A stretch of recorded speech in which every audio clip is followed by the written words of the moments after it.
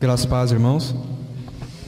Mais um privilégio estar mais esta noite para poder ministrar a mensagem do Evangelho. E o tema que eu trago para ser abordado hoje é arrependimento de Deus por causa da desobediência humana. Então nós ouvimos muito falar assim de arrependimento humano, só que a Bíblia também, né, ela cita arrependimento de Deus. Muito no livro de Gênesis, né, lá no início, quando fala do dilúvio, mas existe uma diferença do arrependimento de Deus com o arrependimento do homem.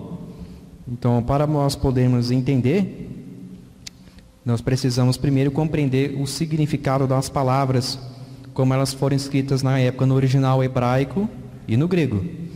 Então, a palavra arrependimento, ela originalmente é expressa em outras palavras, no grego, no hebraico, vão ter significados diferentes. Quando a Bíblia se refere ao arrependimento humano, ela vai usar a palavra hebraica, eu não sei se é shub ou se é sub, né, mas é shub. E também utiliza o grego metanoel. Tanto o sub do hebraico e metanoel do grego significam mudança de mente, e não somente a tristeza pelo pecado. Também significa voltar atrás, retornar ao caminho correto, porque nós sabemos que o ser humano ele é falho desde que Adão pecou, e nós necessitamos de Cristo, porque para voltar ao caminho da verdade, porque Cristo é o caminho, a verdade e a vida. Então depois de Adão não é possível ser perfeito, santo, sem Cristo. Não existe outro caminho. Bom, mas isto se refere ao arrependimento humano. Agora vamos à palavra utilizada para arrependimento de Deus. A Bíblia então vai utilizar os seguintes termos para se referir ao arrependimento divino. A palavra hebraica naam e o grego metamelomai. Essas palavras. Vamos citar aqui o naam, que é mais fácil de falar. O naam significa dor, tristeza, pesar, ou seja, lamentar, ter compaixão. Então, quando a Bíblia lá aparece escrito que Deus se arrependeu de alguma coisa, não significa que ele errou, que ele falhou, mas sim que ele lamentou, ele sentiu uma tristeza, um pesar. Vamos abrir nossas Bíblias em Gênesis, capítulo 6, versículo 6, onde ocorre a primeira menção ao arrependimento divino, que é justamente falando sobre o dilúvio. Então se arrependeu o Senhor de ter feito o homem na terra, e isso lhe pesou no coração.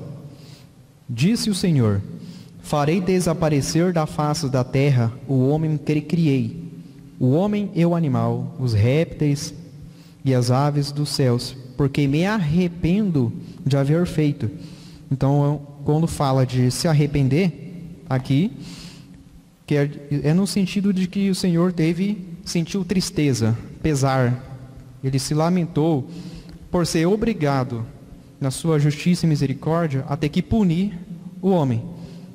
Porque o propósito dele era para que o homem fosse santo, perfeito, mas ele sabia que ele iria se corromper. Deus não é falho, ele é perfeito, porque ele é onisciente, nós sabemos que é onipresente e onipotente. Nada acontece sem a permissão dele, nada acontece sem que ele saiba que aquilo vai acontecer. Para nós que somos mortais, temos uma vida limitada, estamos numa época de muito conhecimento científico, mas ainda assim nós não conseguiremos, com toda a sabedoria humana comum, compreender o que é um ser onisciente, que sabe tudo, que vê tudo. Não é só o visível, mas também o que está no nosso coração, na nossa mente. nós não temos como compreender que é um ser onipotente, que pode fazer tudo. Não temos como assim, compreender também o que é um ser onipresente, que está presente em todo, do princípio ao fim. Ele sempre esteve presente no passado e sempre vai estar presente no futuro, em todas as épocas. Por isso ele sabe tudo. É difícil nós compreendermos, porque a palavra diz que ele é o alfa e o ômega. Não existe nada antes do alfa, não existe nada antes dele e não existe nada além dele, porque ele é o princípio e o fim. Ele sabe tudo. Portanto, se ele sabe tudo, então por que ele iria...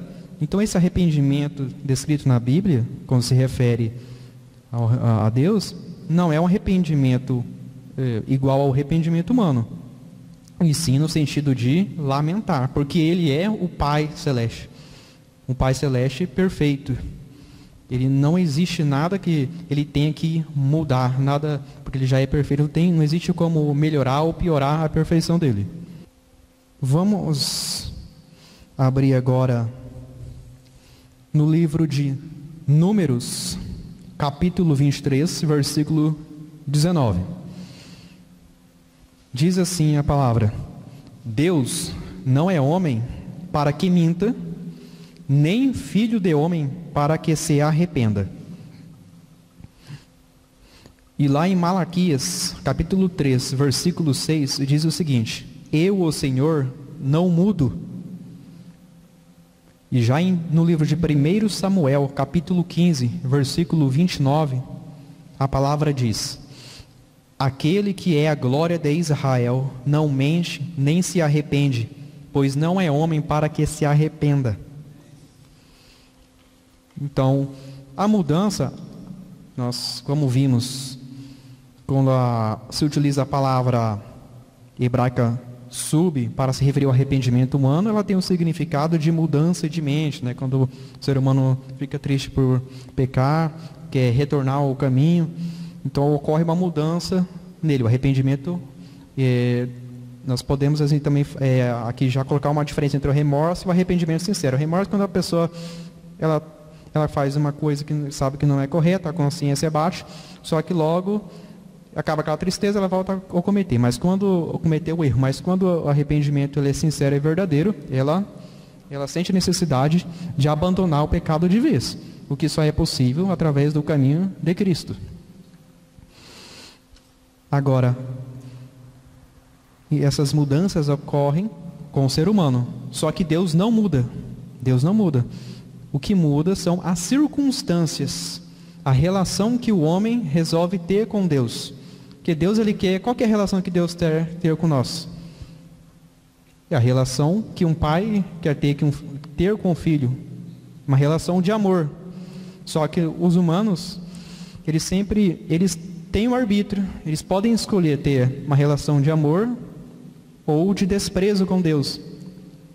Como que esse desprezo tem se mostrado em todas as épocas, quando o homem se corrompe? Através da idolatria. Ou seja, tudo que ele coloca como prioridade no lugar do Pai, nunca se constitui em idolatria. Portanto, vamos abrir lá em Jó, capítulo 42, versículo 2. Assim diz a palavra do Senhor: Bem sei, começando pelo versículo 1 do capítulo 42. Então respondeu Jó ao Senhor: Bem sei que tudo podes, e nenhum dos teus planos pode ser frustrado. Os planos humanos podem ser frustrados, mas os propósitos de Deus não. Mesmo quando o homem comeu o fruto da árvore do conhecimento do bem e do mal, mesmo quando a civilização da época de Noé se corrompeu, mesmo quando tentaram atingir, quando aquele povo que construiu a Torre de Babel queria construir uma torre que alcançasse os céus, mesmo assim Deus nunca destruiu o homem. Ele nunca, porque os planos deles não podem ser frustrados, e esses fatos de ele não destruir o homem completamente comprovam isso. Ele não destruiu Adão, não destruiu totalmente a civilização humana na época do dilúvio, esperou até A Bíblia ela não relata se houve antes de Noé, ou se teve um pai, ou um avô, algum parente dele no caminho justo. Mas nós podemos assim imaginar que tenha demorado um tempo até que tenha assim um homem justo, porque era Noé o único justo em meio a milhões de ímpios. Imaginem essa situação.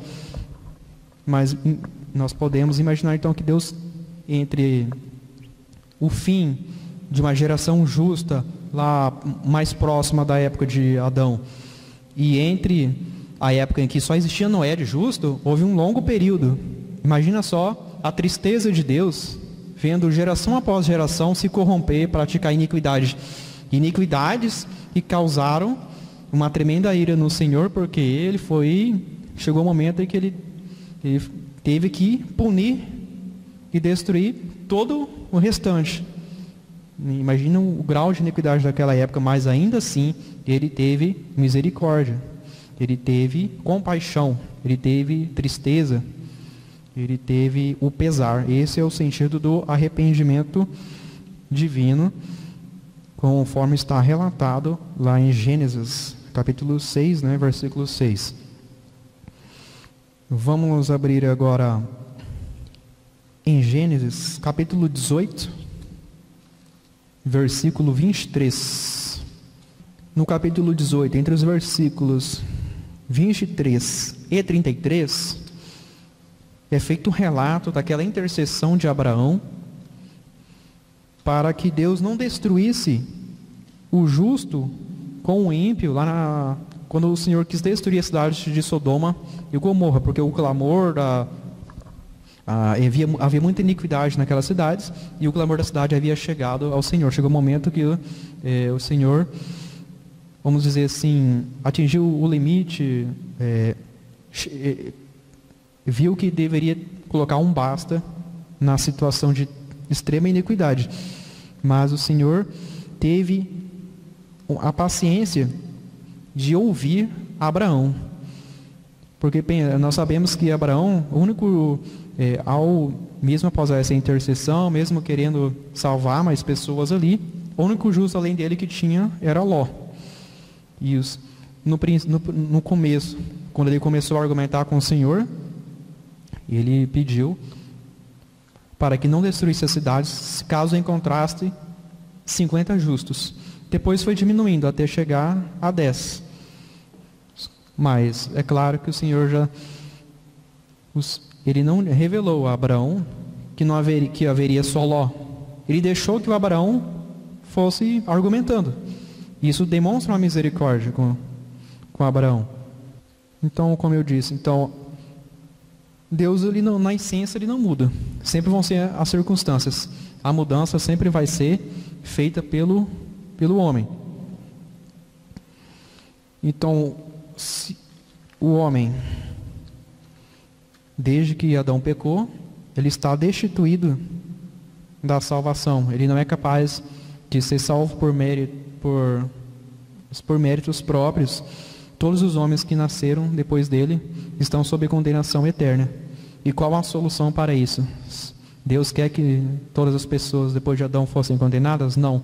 Desde Gênesis ele prometeu que veria um Messias, ao dizer que nasceria o filho que ele colocaria inimizade entre o filho da mulher e os descendentes da serpente, e que o filho da mulher esmagaria a cabeça da serpente.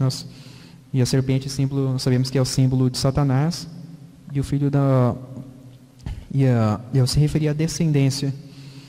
A descendência da mulher se refere à própria descendência de Cristo.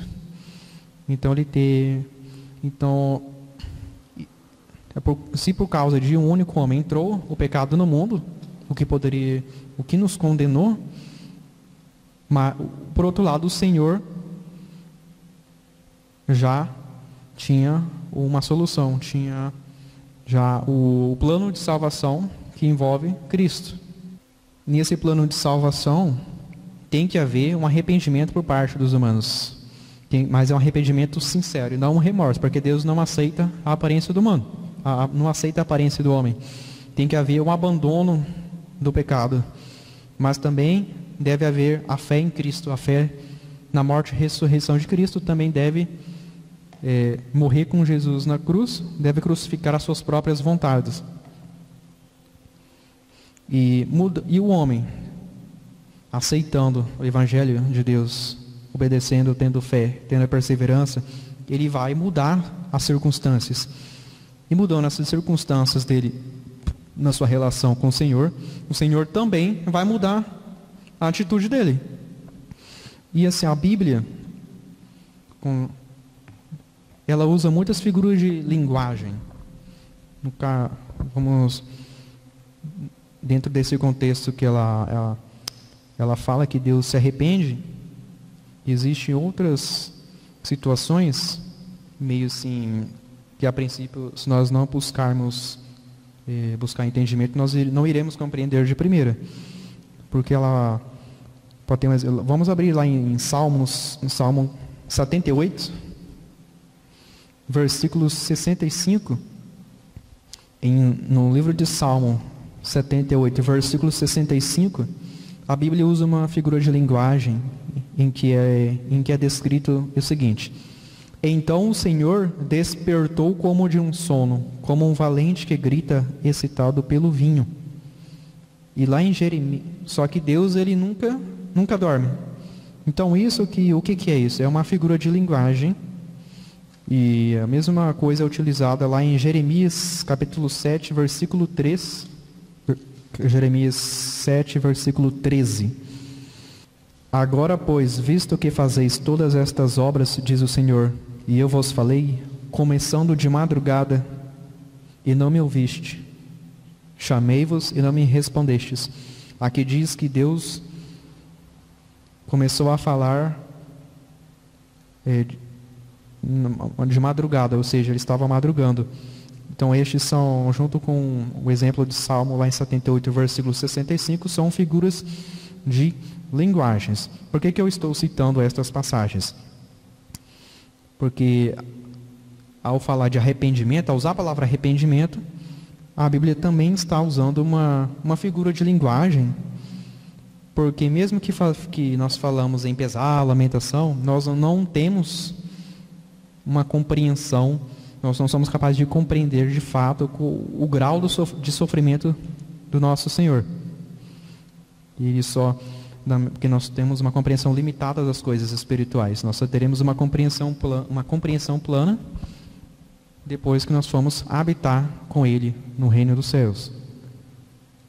Então o Senhor, Ele adapta a linguagem da Bíblia para as nossas capacidades limitadas, sempre que vai se referir a Ele. Se nós formos lá abrir no livro de Êxodo, capítulo 32, Êxodo 32, versículos 9 a 10. Disse mais o Senhor a Moisés: tenho visto este povo, e eis que é povo de dura cerviz. Agora, pois, deixa-me, para que se acenda contra eles o meu furor, e eu os consuma, e de ti farei uma grande nação. Nós vemos que assim, esta passagem se refere ao furor de Deus, a reação dele ao ver que o povo estava se corrompendo, idolatrando um bezerro de ouro, enquanto Moisés estava lá no monte, tendo a revelação dos 10 mandamentos. Imagine só, nós hoje em dia vivemos uma época em que as pessoas estão mais preocupadas em buscar milagres de todo tipo, financeiro, de saúde. Hoje em dia existe muitas pregações mais focadas em milagre do que focado no novo nascimento. E imagine que e quando as pessoas hoje, quando elas veem um milagre, muitas têm até euforia, né? São levadas por... se ela não encontra milagre assim facilmente numa denominação, ela vai para outra. Imagine naquela época, com milagres de proporções gigantes, milagres que um povo inteiro viu, né? A abertura do Mar Vermelho, a caída do maná, quando o povo estava com fome. E o povo viu aqueles grandes milagres e se corrompeu e foi idolatrar falsos deuses. Para nós é algo assim difícil de compreender, porque, claro, imagino que todos nós gostaríamos de ver um milagre do Senhor para todo o povo cristão. Mas o povo hebreu naquela época teve esse privilégio e jogou no lixo praticamente. Resolveu idolatrar. Nós podemos ver ainda no Êxodo 32, no versículo 14, mais uma menção do arrependimento divino. Então se arrependeu o Senhor do mal que dissera que havia de fazer ao povo. Se arrependeu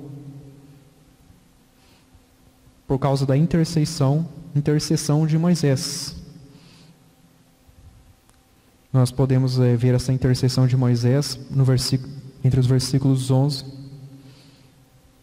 e 13. Porém Moisés suplicou ao Senhor seu Deus e disse: Por que se acende, Senhor, a tua ira contra o teu povo, que tiraste da terra do Egito com grande fortaleza e poderosa mão? Porque hão de dizer os egípcios: com maus intentos os tirou, para matá-los nos montes e para consumi-los da face da terra? Torna-te do teu furor, da tua ira, e arrepende-se deste mal contra o teu povo.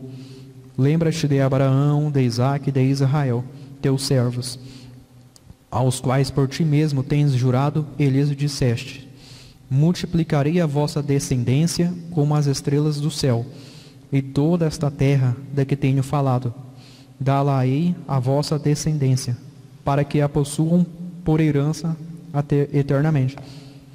Deus prometeu a Abraão que ele teria uma descendência tão numerosa quanto as estrelas. E prometeu assim muitas terras para ele, aqueles povos ímpios que habitavam aquela região lá do Oriente Médio. Deus prometeu entregar a eles vários povos. Porém, quando os irmãos de José venderam ele como escravo, né, tiveram uma inveja dele, em vez do povo hebreu prosperar em Canaã, José, ao ir para o Egito, Deus fez prosperar o Egito naquela época, o Egito que serviu de celeiro para vários povos na época. Então, quando os irmãos de José o venderam como escravo, eles cometeram um grave erro. Eles mudaram as circunstâncias. Eles mudaram uma relação de amor para com Deus e uma relação de desprezo. Porque nós sabemos que Jesus disse: tudo que deixasse de fazer, todo o bem que deixasse de fazer a um pequenino, ao próximo, seria como se tivesse também desprezado a Cristo. Então existem... E uma coisa interessante, que Sara era estéril e velha quando teve Isaque. E imagine só, de Sara, que era estéril, nasceria o povo de Israel, o povo escolhido por Deus, um povo de Abraão, e Deus prometeu que em Abraão seriam benditas todas as nações da terra. Mas para que existisse o povo do qual nasceria o Messias, uma mulher estéril teve que dar à luz. Então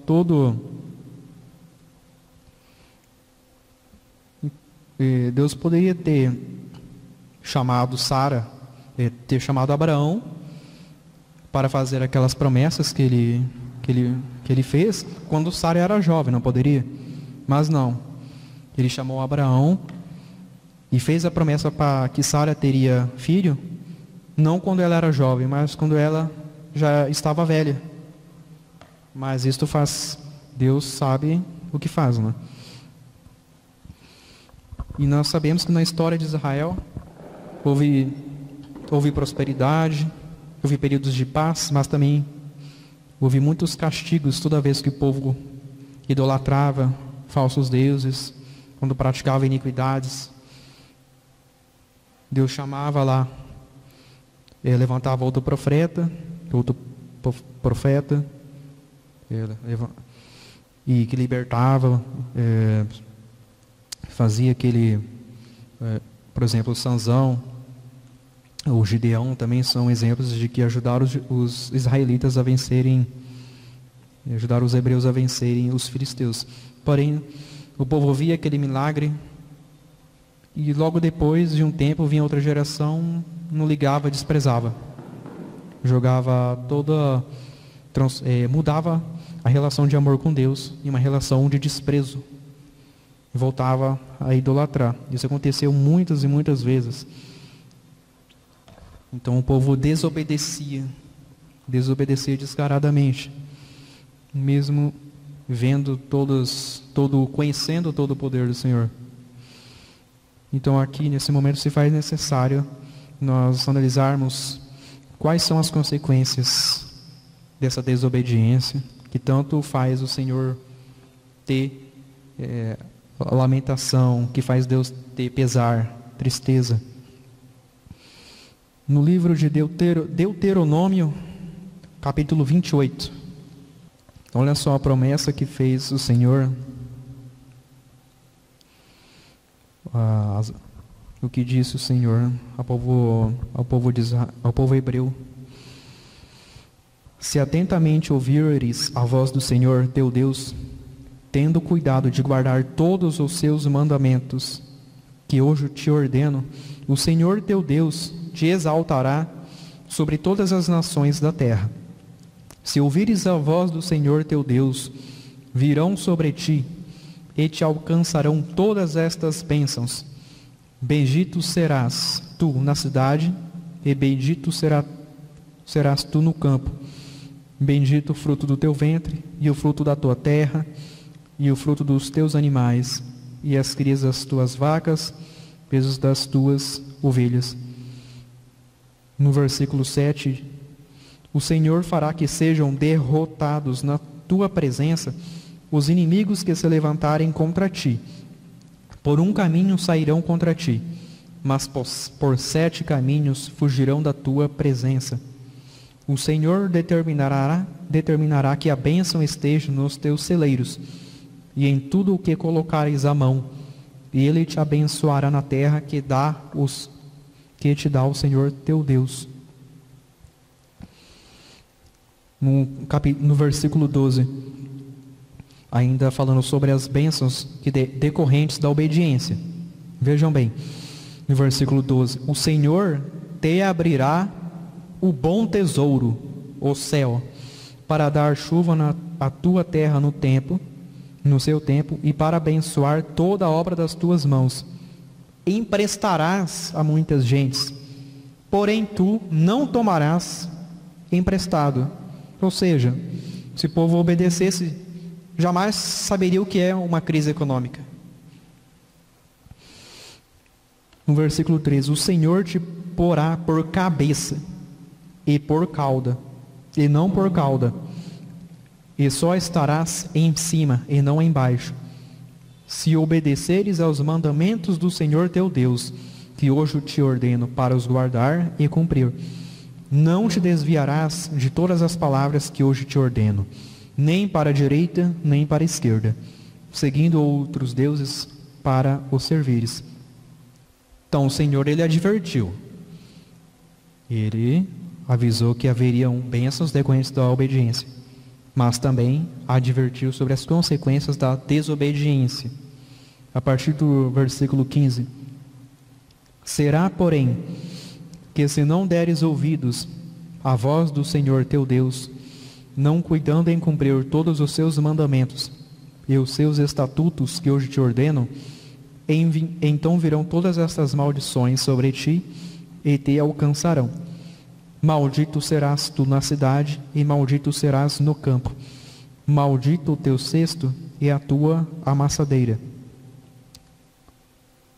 No versículo 19: maldito serás ao entrares e maldito ao saíres.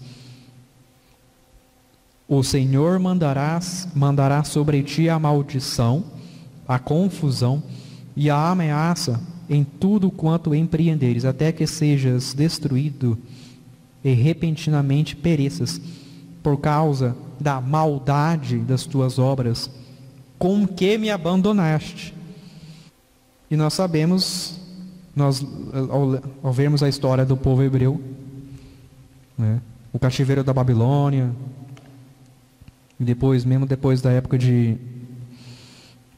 depois lá na época do Império Romano, a diáspora, o tanto que o povo judeu sofreu, mais para frente também ele sofreria muito mais, né? Haveria holocausto, haveria inquisição. Hoje eles ainda não têm paz, né? Mas aqui em Deuteronômio, o Senhor já deixou muito bem claro, né? Nós hoje só temos a palavra aqui escrito, nós precisamos de fé para acreditar que isso é verdade.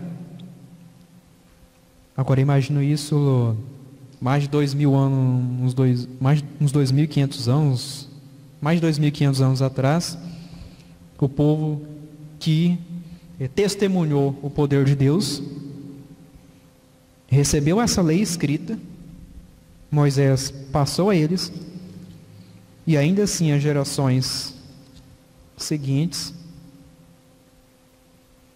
simplesmente abandonaram o Senhor. Simplesmente foram idolatrar falsos deuses, né? Isso acontece hoje de muitas maneiras, né? Idolatria a atletas, idolatria a políticos, a artistas, músicos ímpios. Então e isso tira o foco da pessoa do Evangelho. Ela deixa as coisas de Deus tudo no último lugar na lista de prioridade. Ela acaba se acostumando, vai ficando cada vez pior. E agora atualmente nossos dias nós temos na nossa nação visto uma coisa assim que não serve de alerta, né? Na área da política, muito tem se falado em nome de Deus. Políticos correndo atrás de denominações, mas alguém que vai a cada 4 anos, aparece uma vez ao ano em público, passa a aparecer em busca de voto, né? Para dizer que é um cristão. Mas será realmente que essa pessoa coloca Deus lá no topo da prioridade dela? Será que ele coloca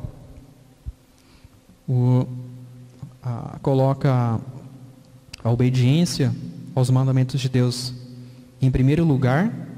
Ou será que ela coloca ideais humanos, ideais políticos acima da vontade de Deus? Porque é realmente muito estranho.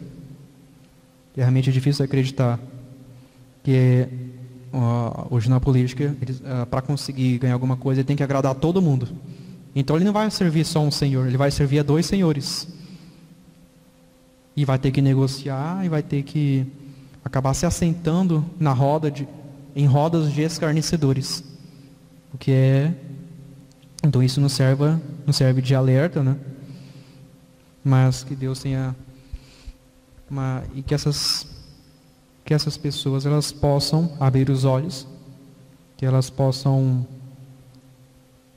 procurar voltar, que elas possam se arrepender de estar servindo a 2 senhores e colocar Deus lá, as coisas de Deus, a vontade de Deus, os mandamentos do Senhor no topo da lista de prioridades dela, porque nós sabemos o que acontece com quem serve a 2 senhores, que no reino dos céus não vai entrar cãos, não vai entrar impuros, não vai entrar idólatras e nem feiticeiros. E vamos abrir no livro de Salmo 15. No livro de Salmo 15, nós vamos ver quem poderá habitar no santo monte de Deus. Salmo 15, versículo 1. Quem, Senhor, habitará no teu tabernáculo? Quem há de morar no teu santo nome, no teu santo monte? O que vive com integridade e pratica a justiça, e de coração fala a verdade, o que não difama com sua língua. Olha só, nessa época política, né? Toda época política é a mesma coisa, muita difamação. Será que eles vão habitar o santo monte de Deus? Será que a pessoa se arrepende de estar difamando o outro? Ou será que ela faz aquilo, depois tem um remorso, mas logo depois ela vai continuar? Ela não tem um domínio próprio, ela não tem um domínio da língua, ela não se preocupa com a vontade do Senhor. Então, o que não difama com sua língua, não faz mal ao próximo, nem lança injúria contra o seu vizinho, o que a seus olhos tem por desprezível ao réprobo, mas honra aos que temem ao Senhor, o que jura com dano próprio e não se retrata, o que não empresta o seu dinheiro com usura, nem aceita suborno contra o inocente. Quem deste modo procede, não será jamais abalado. Em Apocalipse, capítulo 22, versículo 13, Apocalipse 22, a partir do verso 13. Eu sou o Alfa e o Ômega, o primeiro e o último, o princípio e o fim. Bem-aventurados aqueles que lavam as suas vestiduras no sangue do Cordeiro, para que lhes assista o direito à árvore da vida, e entrem na cidade pelas portas. Fora ficam os cães, os feiticeiros, os impuros, os assassinos, os idólatras e todo aquele que ama e pratica a mentira. Então nós temos visto muitos escândalos, né? Ficamos às vezes escandalizados com coisas erradas que são feitas no nosso país, mas essas pessoas, né, que têm ido em igrejas, né, buscando voto, porque ela não tem outra alternativa, ela não tem mais onde buscar voto, no desespero ela está buscando o povo que fala de Deus, ela está buscando religiosos, né, na sua maioria. Mas se ela tivesse Deus no topo da prioridade dela, ela não estaria aparecendo há 4 anos em público, né? Porque o Senhor manda até mesmo orar em secreto. Então tem uma má intenção nessas ações estranhas, esses acontecimentos recentes. Mas essa pessoa ela está em uma situação muito perigosa, se formos falar espiritualmente, porque nós podemos notar que ao se sentar em roda de escarnecedores, ao servir a mais de um Senhor, querer agradar a todo mundo, né, ela vai acabar desagradar o Senhor, desagradar ao Senhor em algumas coisas. Mas não há nada oculto que o Senhor não veja. Será que a pessoa, ao fazer uma coisa errada, que os humanos não estão vendo, será que ela se esqueceu que Deus é onisciente, sabe de tudo, vê tudo e é onipresente? Muito provavelmente sim. Porque são pessoas assim, durante toda a história do nosso país, realmente pode ter um remorso ali e aqui, mas não se arrependem. Não tem um desejo sincero de abandono do pecado. Estão numa situação muito perigosa. Elas se acostumaram a fazer coisa errada de tal maneira que nós podemos imaginar que esqueceram que Deus é onisciente, onipresente, onipotente. Então, que nós também não possamos cair em ciladas e armadilhas e nos acostumar com uma coisinha, com um jeitinho brasileiro, né? Fazer uma coisa aqui, eu sei que é errado, mas ninguém está vendo, mas Deus está vendo. E todos nós vamos ser julgados. Deus não faz acepção de pessoas. Se nós vamos, último texto que eu vou passar aqui, Romanos 2. Livro de Romanos, capítulo 2, a partir do verso 11. Porque para com Deus não há acepção de pessoas. Assim, pois todos os que pecaram sem lei, também sem lei perecerão. E todos os que com lei pecaram, mediante lei serão julgados. Porque os simples ouvidores da lei não são justos diante de Deus, mas os que praticam a lei hão de ser justificados. Quando, pois, os gentios que não têm lei, procedem por natureza de conformidade com a lei, não tendo lei, servem eles de lei para si mesmos. Estes mostram a norma da lei gravada no seu coração, testemunhando-lhes também a consciência e os seus pensamentos, mutuamente acusando-se ou defendendo-se. No dia em que Deus, por meio de Cristo Jesus, julgar os segredos dos homens, Ele irá julgar todos os segredos de conformidade com o seu Evangelho. Nós vivemos num país colonizado por cristãos, né? Existem várias denominações, mas todos conhecem o nome de Cristo. Então não existe uma desculpa. Então os brasileiros, eles são indesculpáveis por isso tudo, de uma maneira ou outra, envolve o nome de Cristo. Inclusive até vindo de políticos, né? Mas então, e essa mensagem, esse alerta que eu deixo, né, para que não podemos seguir, cair em ciladas de mau exemplo, seja de artista, de qualquer tipo de ídolo. Nosso único ídolo é Cristo. Então, agora vou encerrar com uma oração. Senhor Pai, Senhor meu Deus, eu agradeço a oportunidade de estar aqui esta noite. Foi um privilégio ministrar esta mensagem do Evangelho. Que pessoas que estejam confusas possam abrir os olhos e perceber que o único Salvador é Cristo. Que ela não caia em ciladas de vícios, que ela não siga mau exemplo de religiosos, que ela possa procurar a verdade, que ela possa seguir bons exemplos, que ela possa procurar na palavra a verdade, para que ela possa se libertar. Existem muitas mentiras que parecem verdade, mas que o Senhor possa iluminar o entendimento das pessoas. Isso venha tocar o coração, porque o Senhor tem o desejo de o Cristo tem o desejo de se pudesse, de salvar todas as pessoas, mas sabemos que isso não irá acontecer, pois a tua palavra não diz isso, diz que algumas irão se salvar e outras não. Sabemos que o Senhor fica triste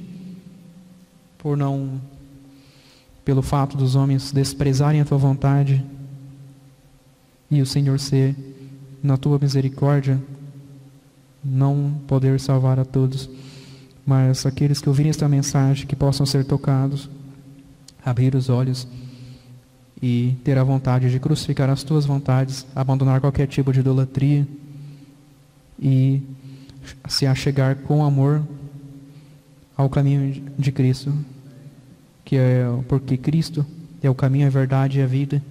Ninguém chega ao Pai Celeste senão por meio de Cristo. E é isso que nós desejamos. Amém.